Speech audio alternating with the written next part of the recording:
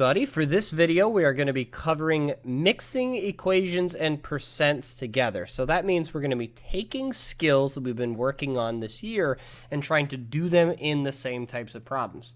Before we get into the video, I do want to say I have a bit of a cough, so I'm going to try really hard to make sure I don't cough directly into the mic. But if I do, make sure you complain loudly to me if that happens. Before we start the video, there's a few keywords that are really important, and they're going to help us as we solve these problems. So the word specifically of, or percent of, always means multiplication. So if I see, problems that we've been working on this year, 30% of some number, okay? This means we're going to be multiplying the percent times whatever this number is. So percent of, fraction of, usually means multiplication. The word is almost always going to be equal to. In fact, many times you're going to see is equal to as part of the sentence. So if you ever see that, you should always be thinking equal. And what is, or you'll see sometimes just what number. So if you ever see what number or what is, something where we don't know the answer, we are looking for a variable. So that's usually going to be an x or a y or an a or whatever variable you want to use for that problem. If you take this slide and show it to me right now, you can get 5 SPs. Let's jump right into a few problems to show you what this is going to look like. So here we have an equation that has a percentage in it. What is 30% of 80? Now, for these types of problems, the first and most important thing is we want to identify the keywords in the problem from the slide that we just looked at. So we look for the first thing is of. So I see percent of right here, and I know that means multiplication. Okay? The second word was is, or is equal to, and I see that right here. So I'm going to put that as equal sign. And the last word was what, or what is. And I see that right here, and that's supposed to be our variable. So I'm going to put x. Now the rest of the problem, we are just going to fill in with what we see. So I see 30%.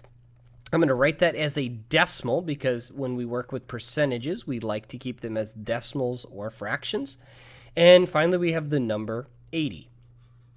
And I have just taken this problem and turned it into this equation. X equals 30 hundredths times 80.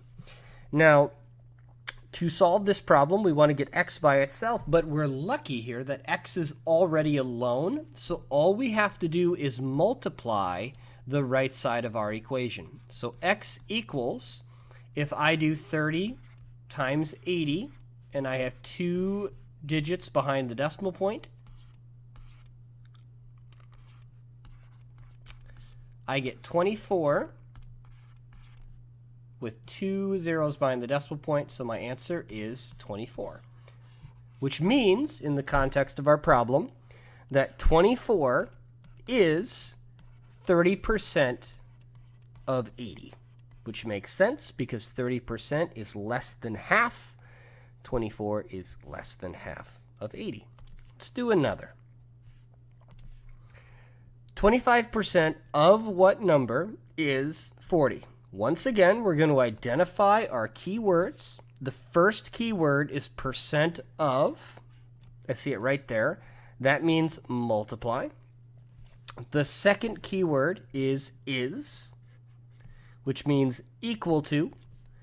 And the final keyword is what is, or what number, which I see right there. And that means x. And I'm just going to rewrite the rest of the problem normally. We're going to make this a decimal, 25 hundredths, and we're going to leave this as the number 40. Now this is really spread out, so I'm actually going to rewrite this below with just everything a little bit closer together. Now this time, we want to get the x by itself, but the x is not alone. We have this decimal over here. We know the opposite of multiplication is division, so I'm going to divide both sides by the coefficient of x, or the number that's being multiplied, times x. And so I get x equals, and from here, we remember the rule in Mr. Schmidt's classroom is that if you have a decimal inside of a fraction, you are allowed to use a calculator. And if I type this into the calculator, I get the number 160. If I wanted to check my answer, I just simply rewrite the original problem with our number and ask ourselves, does that make sense? Is 25% of 160 equal to 40? I know 25% is a fourth, and if I do half of 160, that's 80. Half of a half would then be 40, so it looks like it makes sense. Let's do a couple more problems here. Now, just to make sure that we're looking at the right thing, I'm going to cover this up real fast. For the first problem, I want to identify my keywords. I see is right here. That's equal to. What percent? That's x. And then of means times. And I fill in the other two numbers normally. Now, what's also really important about this problem is we are looking for a percentage. So I'm going to note on the end that I'm going to have to change my answer to a percent. So I have to remind myself at the very end. For this problem, I'm going to rewrite it just to get the numbers closer together. Now, once again, my x is not alone. So I am going to divide both sides by 300 to get the x alone. So I get x is equal to 50 over 30, or 50 over 300, sorry, which is equal to the decimal of approximately this, if I'm rounding. But I need to make sure I change that to a percentage. This number is about 16 7/7%. I will tell you, if you're going to get a problem wrong, frequently it's because you're going to forget to turn a decimal into a percent at the end of the problem. So always remember to turn your decimals into percentages if it says what percent in the original problem. Let's do one more of these types of examples. Once again, let's find our keywords.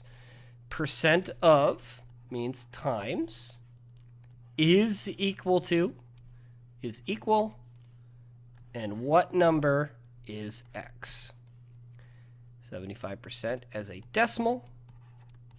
240 stays normally. And I filled out everything. So I'm going to rewrite this to get everything a little bit easier to read. And now I just have to solve for x, but lucky for us, x is alone.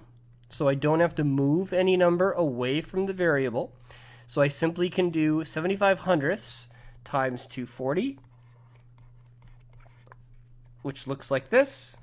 For the sake of time, I'm going to let you do that on your own.